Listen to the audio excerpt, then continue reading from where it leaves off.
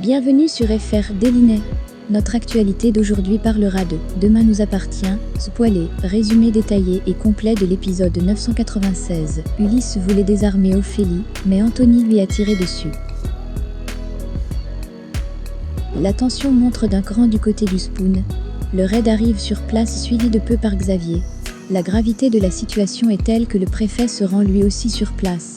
Tout est sécurisé devant, comme derrière le Spoon au sein duquel la police ne détecte aucun mouvement.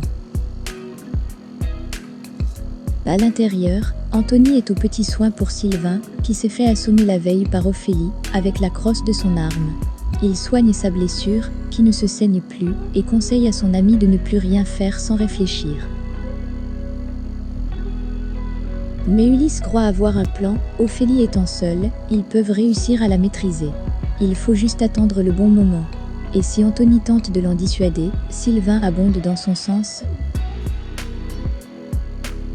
Un peu plus tard, notre preneuse d'otages contacte la police et se présente comme étant la leader du groupe Solidarité Verte. Elle déplore que le port de Sète pollue la mer sur des kilomètres et exige que la municipalité prenne des mesures concrètes pour y remédier. Ces exigences, l'interdiction du plastique à usage unique et surtout l'interdiction du port à tous les bateaux. Et alors que Martin plaide la cause d'Ulysse, qui a de graves problèmes de santé, Ophélie raccroche. Xavier veut en savoir plus sur ce mouvement, dont personne n'a jamais entendu parler. À l'intérieur du Spoon, Chloé s'inquiète pour Céleste, mais Alex fait tout pour la rassurer. Chloé et Alex sont plus proches que jamais et s'échangent mutuellement des excuses sur ce qu'ils ont pu dire ou faire par le passé. Roxane a mené l'enquête au sujet de Solidarité Verte. Ce mouvement n'existe pas, il n'y a aucune trace y compris sur le dark web. Martin pense que la preneuse d'otages les enfume. Sarah est sur la même longueur d'onde et pense que ses revendications ne reposent sur rien de précis. Pour elle, cette femme est une pro et elle a un plan. Elle veut gagner du temps. Pour Martin, soit elle s'intéresse à un otage en particulier, soit au Spoon.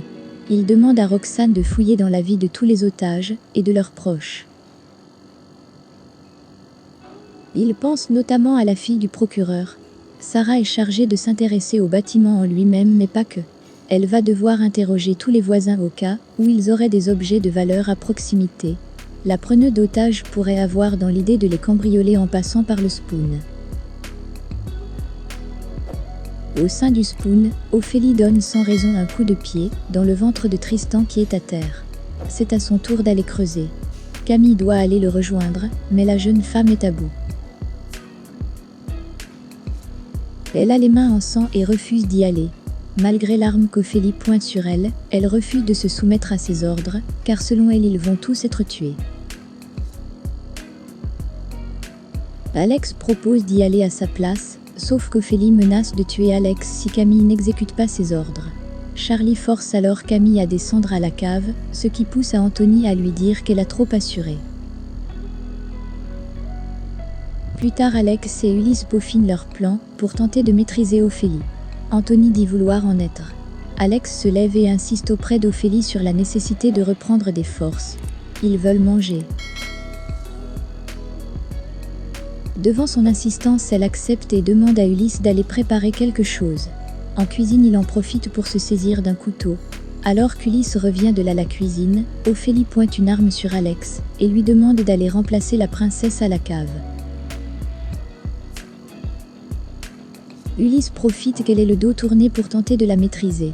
Elle se défend, un coup de feu part, Ulysse s'effondre. C'est Anthony qui a tiré. Avec Ophélie, c'est à deux qu'il menace désormais les otages. Merci d'avoir regardé et à la prochaine vidéo. N'oubliez pas de vous abonner à notre chaîne. En attendant, faites-nous part de vos commentaires dans la section commentaires ci-dessous. Au revoir.